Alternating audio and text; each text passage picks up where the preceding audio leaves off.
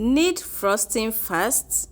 Let me show you how I make this smooth, silky, and soft buttercream frosting in just 1 minute. Oh yes, you heard that right. Let's begin. So to a bowl, I'm going in with my margarine.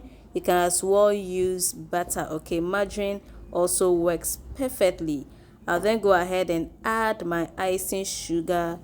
I'll add in some milk, and then finally I'll go in with some vanilla essence, and that's all you need. And with my hand mixer, I'm going to mix this until everything combines perfectly. I will at this point scrape the sides of my mixing bowl and then go ahead and cream for another 30 seconds, okay, until everything mixes perfectly and your frosting is soft and it has changed color, okay, just like this, guys. How do you see this? It's so amazing, simple to put together, okay.